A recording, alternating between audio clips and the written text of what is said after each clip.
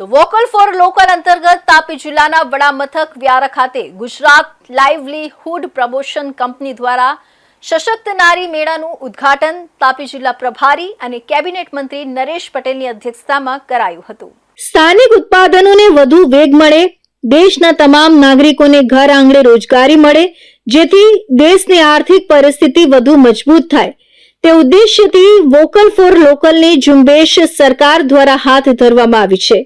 સાથે મહિલાઓ પણ પગભર બને તે દિશામાં કામગીરી કરવામાં આવી રહી છે, જેને ધ્યાનમાં લઈને મહિલાઓ દ્વારા બનાવેલ વિવિધ વસ્તુઓ, વાનગીઓને સ્થાનિક કક્ષાએ બજાર મળી રહે તેવા ઉદ્દેશ્ય સાથે મંત્રી નરેશ પટેલની અધ્યક્ષતામાં સશક્ત નારી મેળો યોજાયો હતો।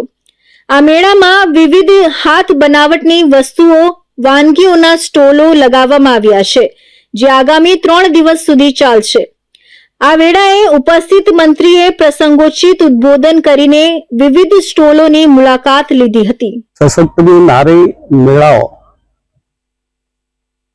જે રીતેનું આયોજન થયું છે, વહીવટી તંત્રએ ભારત સરકાર અને રાજ્ય સરકારની જે કલ્પના છે કે આત્મનિર્ભર ભારતની અંદર પણ બહેનોનો પણ ખૂબ મોટો ફાળો હોવો જોઈએ। આજે જ્યારે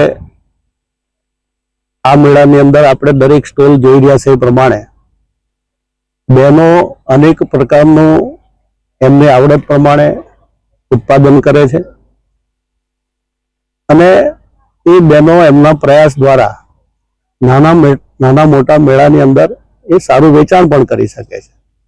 એના કારણે એમનું ટર્નઓવર ખૂબ સારું દેખાય છે અને એ ટર્નઓવરના કારણે એની જિંદગીમાં પણ બદલાવ આવે છે, એના જીવન ધોરણ પણ બદલાય છે।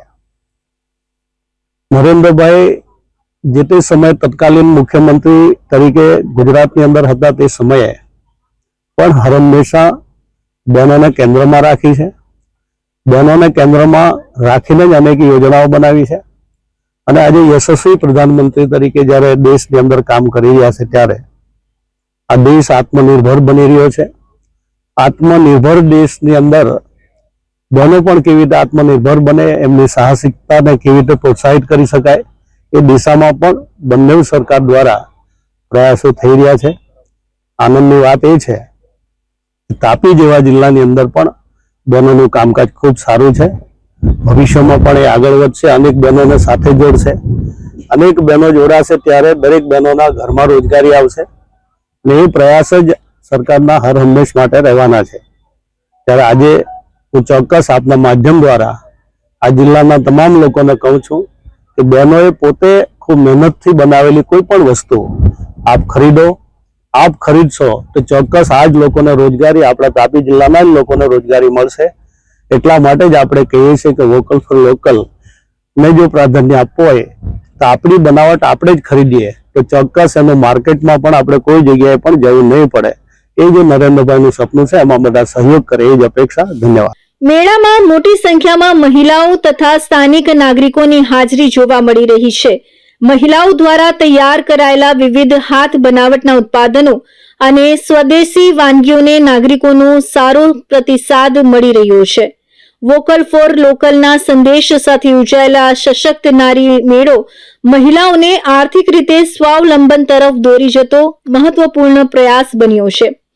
આગામી 3 દિવસ સુધી ચાલનાર આ મેળો સ્થાનિક ઉત્પાદકો અને મહિલાઓ માટે રોજગારી તથા આત્મનિર્ભરતાનું મજબૂત મંચ પૂરું પાડશે।